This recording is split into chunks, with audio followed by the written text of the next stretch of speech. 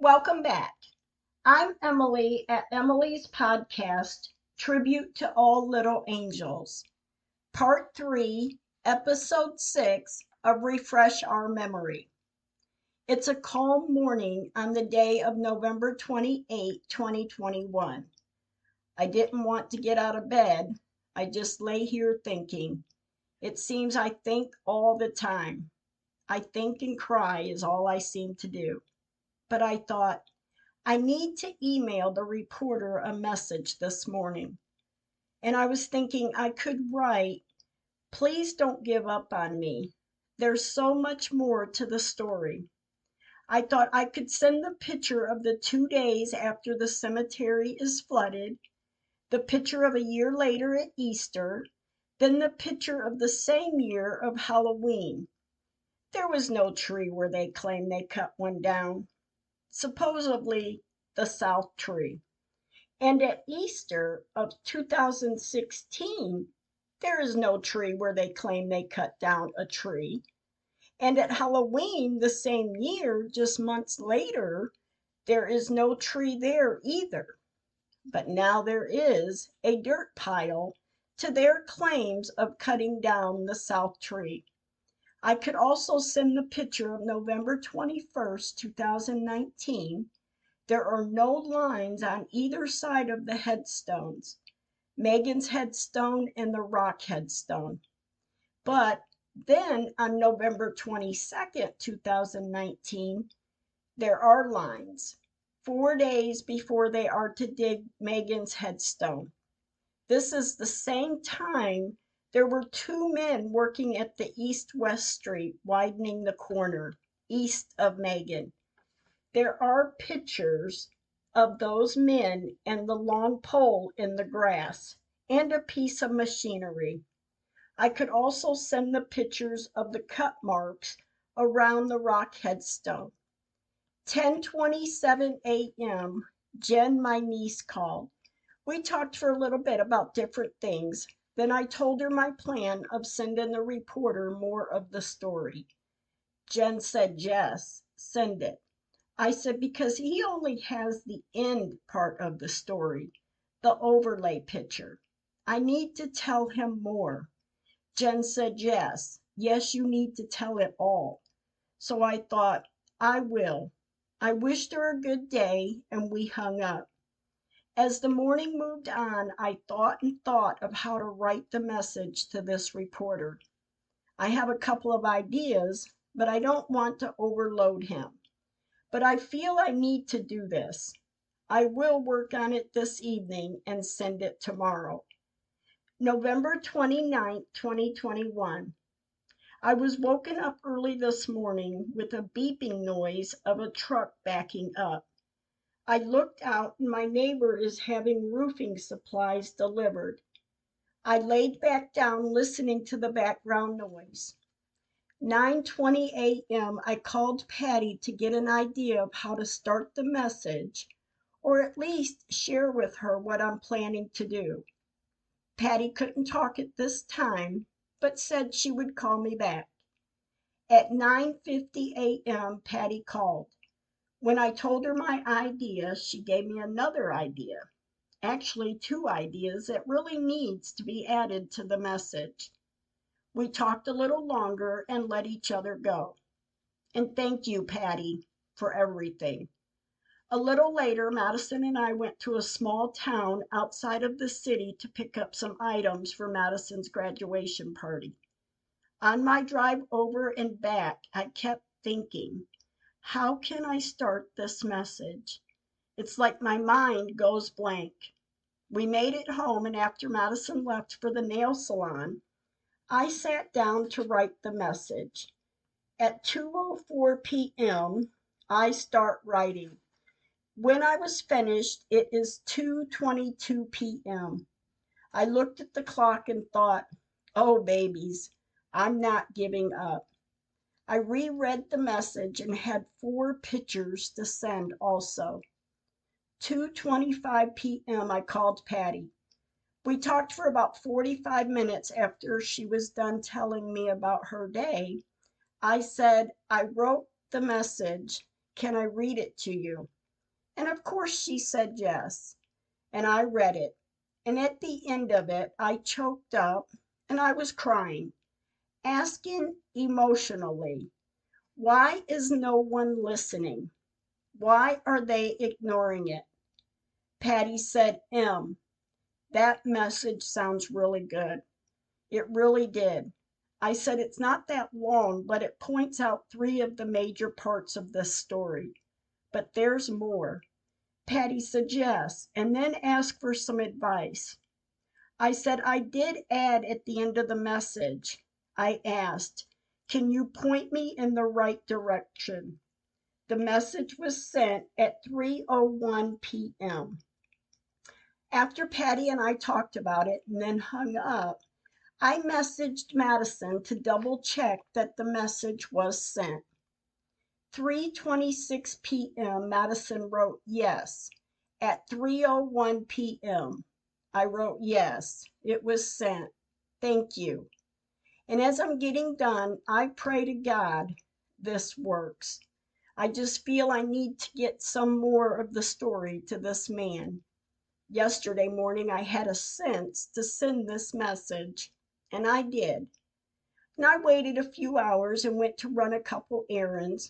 And when I get back home, I saw I had a few emails. So by chance, I took a look.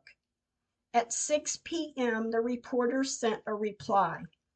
It read, Dear Emily, I was pulled off on a special project today to do daily stories and was too busy to get to your phone call.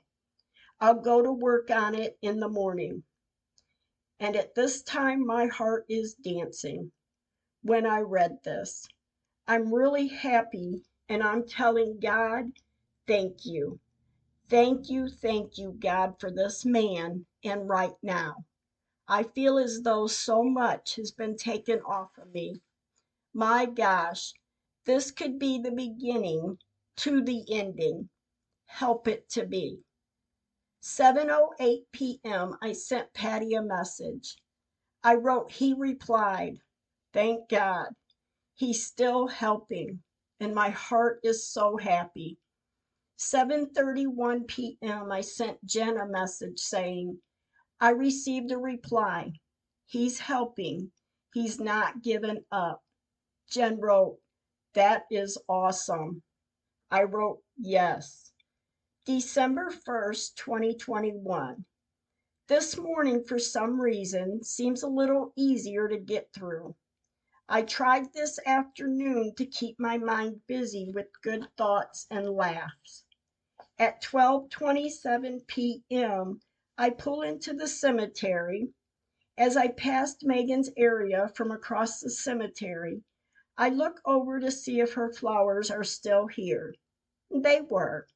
I pull up to Wyatt, and there are other people here today, and that's nice to see.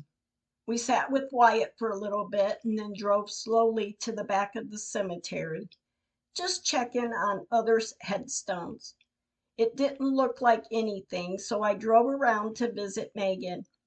At 12:39 p.m., I pull up to Megan, and of course, I took pictures.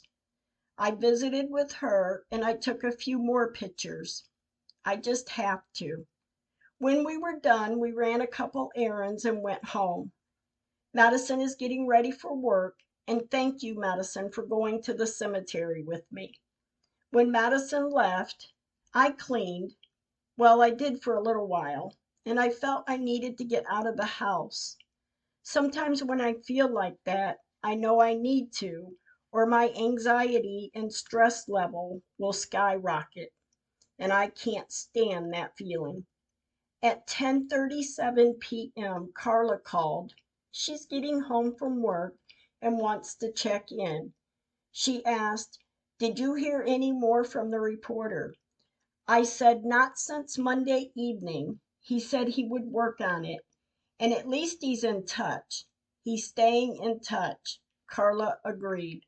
And I only say that because I have had situations where it's like I'm telling the story, but I'm talking to a brick wall. No one helps. No one cares. Well, I care. December 2nd, 2021. Waking up this morning, I don't have a heavy heart, or I can't feel it anyway. I'm staying hopeful someone will help. 1:24 p.m. Patty messaged. She wrote, I hope the reporter gets with you soon, Em. Get in touch with me when he does. And I wrote, oh, yes, I will, and I hope so too. Patty wrote, he will. Keep nudging him. Once a week if you must. December 3rd, 2021. What a morning and early afternoon. I know I have to have the faith in God to get this done. But my gosh, I hurt, I stress, and my body can feel it. I need relief. God bless someone to reach out to me. I have to keep the faith that someone will, because what else do I have? I'm not giving up. December 6, 2021.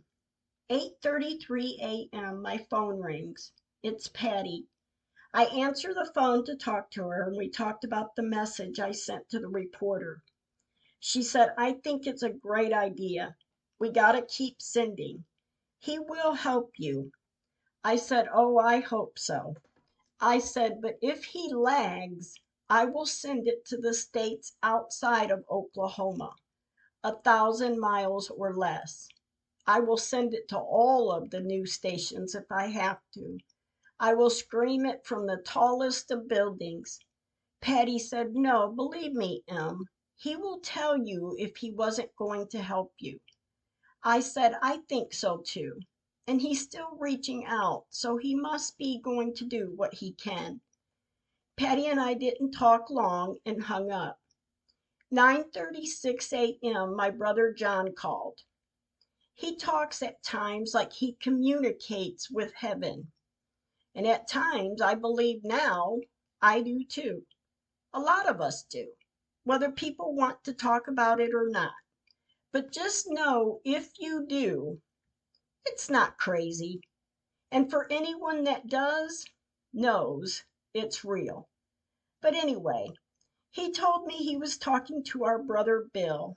Bill is our brother whom passed away in the 1970s. John and Bill were like two peas in a pod. But he said, Bill told me to tell you to keep moving because this story will be heard. And I'm crying, of course. I said, I just need it over. I want it fixed and I want it to be over so I can breathe. John said, it will be. Hang in there. It will happen. It will, sis. I said, God, I hope so. After we talked of other things, we hung up. 9:48 a.m. I sent Patty two pictures of the cut marks in the grass around the rock headstone. I wrote, see the dark lines? If ever there was a tree there, this is where it should be located, as shown in older pictures. Patty wrote, oh, wow, that is so obvious. Did you shoot this to the reporter yet? You did, right? I wrote, it doesn't look like trench auger lines, just cut marks in the dirt and grass at that rock headstone. Like on November 26, 2019, when we found the lines, one on each side of the headstones, they just dug up. But someone here now has definitely done something. And I'm praying someone is investigating it to see if true tree roots were ever there, because there was no tree in that area. And no, I haven't sent this pictures to him. I'm telling more of the story as I talk to him. Maybe this will be a good opening for the message tomorrow. What do you think? Patty wrote, yes, send those pictures. Not much else though. Then wait. Then when he says I'm still on it, tell him thank you and send those pictures. Maybe he will come back with something better. I wrote, "All right, thank you for your help. Now I'm going to look at other stations less than 1,000 miles away from me and see what I can do." 11:24 a.m. I sent Jen 2 pictures also. I wrote, "I can only hope with these cut lines in the grass that someone is investigating these lines. They were there before I went to Michigan, but Madison kept an eye on things while I was gone, and I've been keeping an eye on them even more now that I'm back home. But in the past, since I found the lines and the city people have seen me taking pictures, I just wish they would just do the moral thing, the humane thing, and fix it." Jen wrote, "That city needs to leave it all alone and stop trying to cover it up." And believe me, I know what she's saying. They spend more time trying to cover up that the headstones were not moved than they do trying to fix the situation. It's sad, but true. Even without even with, all the pictures from 1999. 5:13 p.m. Patty messaged. She wrote, I know the waiting is the hardest part and can be difficult, but I feel really he wants to help. But he could be stumped. He must convince the board." I wrote, "Oh, I know, and I'm hoping with more and more of my proof, the board and him will help. I just got to keep trying until he tells me something else." This evening I'm relaxing while Madison and her friend Val goes to the stores. I couldn't shop till I dropped. It seems like it was a long day. It was a little easier, though, staying busy. December 7th, 2021. When waking up this morning, my mind is on sending the reporter another message. 9:48 a.m. Patty called. She asked, "Did you send him the message?" I said, "I'm getting ready to write it and send the 2 pictures with it." We only talked for about 5 more minutes and hung up. At 10:35 a.m., I sent the email message to the reporter. The subject was, "It has me wondering." I wrote, "Good day," and I added his name. I haven't heard anything yet, but I do have my concerns about the area in question. There are cut marks in the grass around this rock headstone, the area where they say they cut down a tree that never stood there, as in the example of the first 3 pictures I sent you. What should I do? Do I wait to hear something? Thank you, Emily. 10:37 a.m. The reporter responded. He wrote, "Dear Emily, we had a school shooting the day I was going to help you with this and was waylaid until yesterday. Let me make the call for you this afternoon, and sorry for the delay." I replied right back, "I am so sorry. It's heartbreaking. It's a sad situation. And thank you so much, Emily." 10:39 a.m. I called Patty. We only talked a few minutes, but I wanted to tell her about the message I sent, and then the reporter sent one right back. Patty said, "Oh, how cool, Em. He will help you. Let me know what he says later." I said, "Oh, I will." At 10:44 a.m. I sent Jen a message and told her the reporter's response. Jen wrote, "Wow, okay, so he is really trying to help. It just seems something happened when he was going to." I wrote, "Yes, yes, he is, and thank God."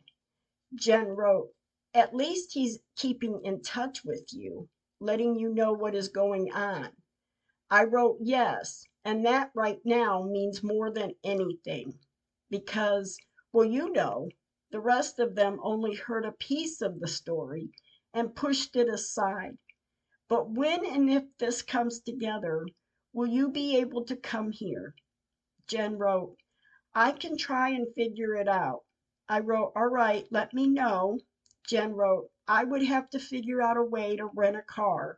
Because of all the COVID cases, I'm not sure if I would want to get on a plane. I wrote, right, check into prices and see what you can find. And when this happens, I will need steel poles to hold me up and someone familiar with it all. Jen wrote, yes, I will be there. 3:54 p.m. Madison and I went to the cemetery. We visit with Wyatt, and we left his candy cane and his elf in his vase on his headstone. We couldn't leave his flowers because we didn't have anything to place the flowers in. And like a piece of styrofoam in case of bad weather, a little bit of support to keep them in place. I drove around to visit Megan. We sat with her for a little while, and when I went to leave, I said to Madison, we still should leave her elf and candy cane, even though we can't leave the flowers. Madison looks at me and said, Jess, leave them then. I did. I secured the elf and the candy cane in the old flowers that are still here. Madison took pictures. When we were done and got back into the car, Madison said, you have a message from the reporter. I said, the message from earlier? I know that already. She said, no, you have another one like when we were sitting with Wyatt. I said, oh, really? She said, yes, and handed me the phone. I looked at the message, and I am so happy. 3:25 p.m. The reporter is letting me know he sent my information to the news assignment desk. They are now aware of my situation and they have my contact information.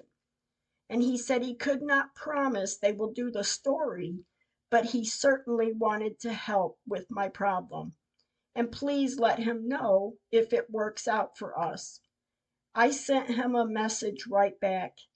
I wrote, I certainly hope they do contact me. Thank you for all you have done. I will let you know if and when they do. Thank you. Have a good evening. Emily. 5:37 p.m. I sent Jen a message to let her know I received his response. Jen wrote, that is awesome. I also let Patty know of his response. Patty wrote, he did not leave you hanging, but not what I wanted. I want the story to be aired. I wrote in my old notes back in 2019, Madison and I sent emails to these news stations and we heard nothing back. I want this story told also. It needs to be for everyone involved to have a choice of what they want to do. But he did say to let him know how it all works out. Patty wrote, you did good, Em. I wrote, I think it's awesome how I received this email while at the cemetery today. Patty wrote, it is awesome. And thank you, Patty. December 8, 2021. My whole heart is heavy this morning, although I did not let it set heavy. I decided while out running errands and being this close to the cemetery, we would go put the vases of flower on Wyatt's headstone and stick Megan's in the ground. But when we pulled in, there is a funeral. So I pulled into the street between Megan and Wyatt, drove by Megan's area, and left the cemetery. We will visit tomorrow. I told my angels we loved them, and I pray the TV station calls. December 9th, 2021. At 7:30 a.m. this morning, I lay in bed thinking to myself, I'm not giving up. When I got up and started my day, Patty messaged. She wrote, good morning, Em. I wrote, good morning to you. Are you doing all right? 12:54 p.m. Patty wrote, I'm okay. I know I'm thankful for you. I hope to see you again someday, maybe before Madison's graduation party. I want to help you with it. I wrote, I'm thankful, so thankful for you too. You know that. And we will see each other again. And you can come out a week or two before the party and help if you would like. I wrote, man, this is tough. I haven't heard anything yet, but I know it's only been 2 days. But how long is too long? And I know they most likely will check it all out. And I do have to say, I have a feeling I'm going to have to look for other reporters outside of Oklahoma, less than 1,000 miles away. But we will see. 2:28 p.m. this afternoon, Madison and I were at the cemetery, and some city workers were here. We went to try to use the crazy glue to hold down the flower vases for Wyatt, but the glue was dried up in the tube. And the silly thing is, we had 3 different tubes. Madison and I laughed so hard. I also forgot the paint stick or ruler to help hold Megan's vase in place, stuck in the ground. I thought we will come back tomorrow. We went to visit with Megan for a little bit. And yes, you already know I took pictures.